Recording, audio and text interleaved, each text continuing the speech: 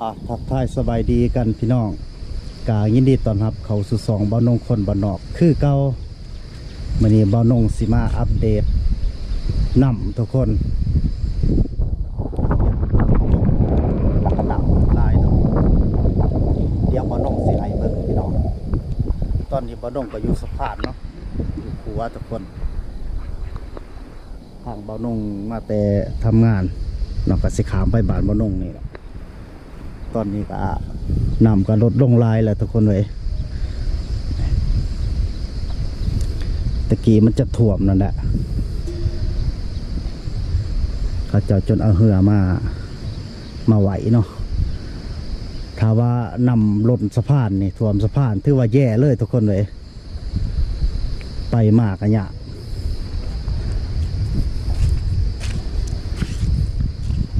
แล้วเขาจะเอาใส่หม้องทุกคนอันจะเป็นน้ำเซ่เนาะนี่ก็เป็นห่วยทุกคนเลยมันน้ำลายมันกันแย่เข้ามา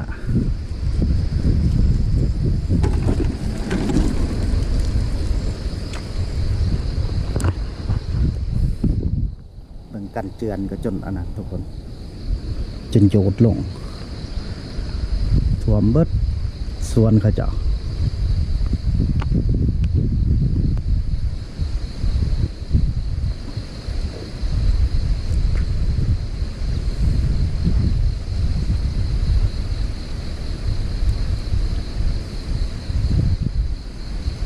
บางคนเขาจะกระใสหมองนำมันแย่เขาเด้ป่ามันก็สิเขาไปลินเขาก็สกัดเอาหมองสกัดเบิ่งตองฟ้าทุกคนก็ถือว่ายังสืบต่อสิตกอยู่ทุกคนเลยเบิ่งท้องฟ้าเมฆก็ยังมากะยังมั่วยังกลุ่มอยู่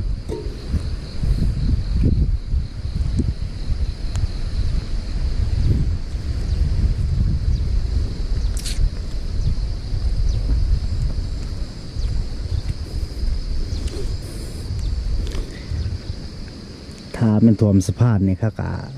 จะใส่เหือนี่แหละทุกคนขามส่งกันถือว่าผลขีดอันตรายแล้วถือว่ามันก็ลงลายแหละทุกคนเมื่อวานนี้ก็พี่ละเป็นจะหอดพี่ละทุกคนนี่มันก็ลดลงลายแหละเบิ่งกกใหม่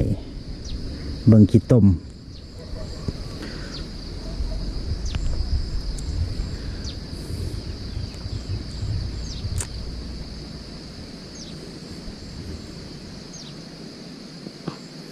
ฝนกันยังฟอยอยู่ทุกคนเลย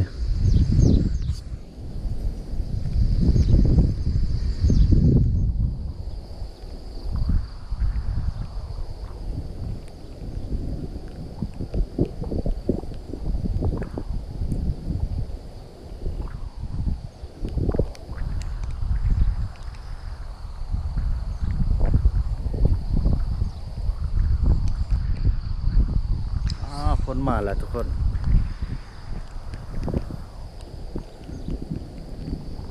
ฝนนี่ก็ยังสิสืบต่อตกอยู่แต่ว่าน้ำนี่ลดลงแหละก็ถือว่าพ้นขีดอันตรายแหละทุกคน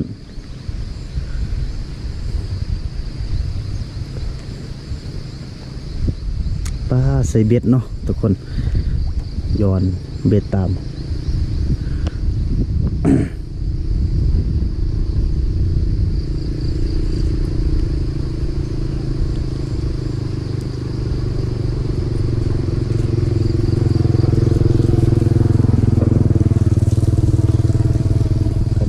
ไปหัวไปสวนทุกคนเลยเพราะว่าสวนเขาพัง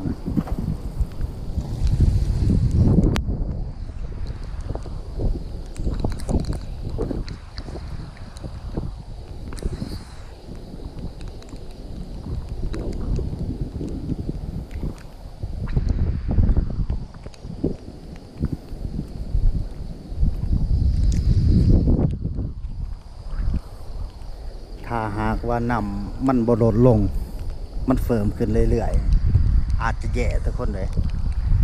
อาจจะได้อพยพกันขึ้นไปอยู่ที่สูงพุ่นแหละ ข่แต่ว่าน้ำมันลดลงร้ายแหละ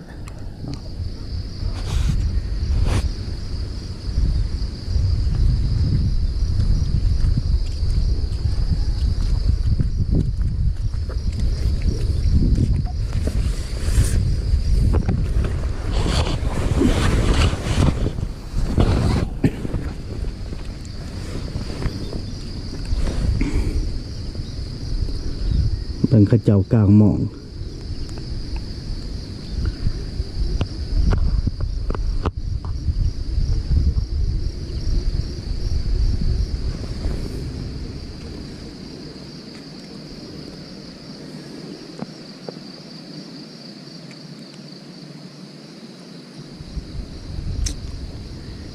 ท้องฟ้าก็เริ่มแจ้งขึ้น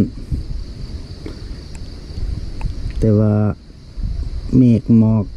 กำลังปกคลุมอยู่ทุกคนฝนกับฟ้อยอยู่ตอนนี้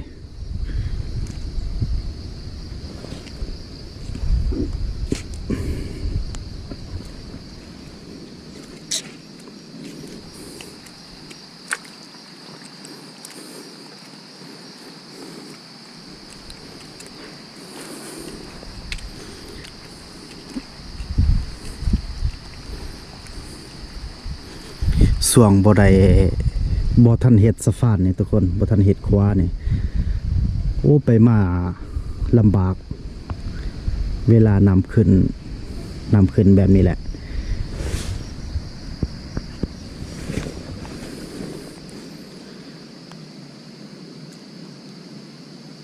น้ำมันกะไหลเสียวแห้งเฮาก็บ่กล้าสิข้ามแต่เฟียงเห็ดครัวมานี่ประมาณ 2-3 ปีทุกคนถือว่าเฮาใส่ไปมาสะดวกสบายทุกคนเลยน้ำมันก็บ่ได้ท่วมเฮาน้ำ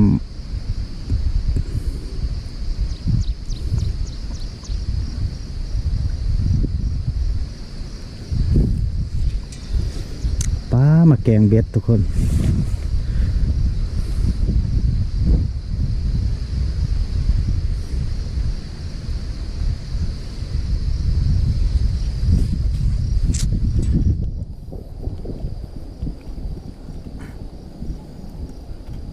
พี่น้องถือว่าคลิปนี้บ่น้องกลับมาอัปเดต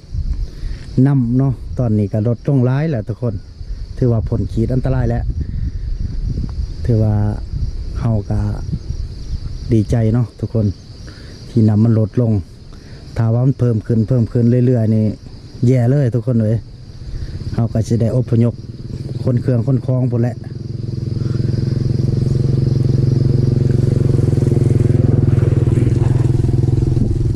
เข้ามาแต่กลางมองทุกคนแต่นกลาย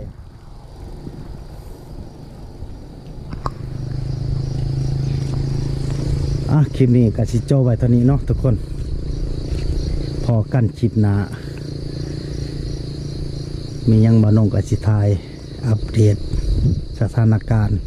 นำว่ามันสิลดลงอีกหรือบ่หรือว่ามันสิเพิ่มขึ้นทุกคนก็รอติดตามคลิปต่อไปทุกคนก่อนสิลาจากกันกับฝากพี่น้องกดไลค์กดแชร์กดติดตามกดซับสไครต์ในเด้อพี่น้องเพื่อบานงสีสางคลิปต่อไปเนาะพี่น้องเนาะช่วยเป็นกำลังใจให้พอกันคลิปหน้าพี่น้อง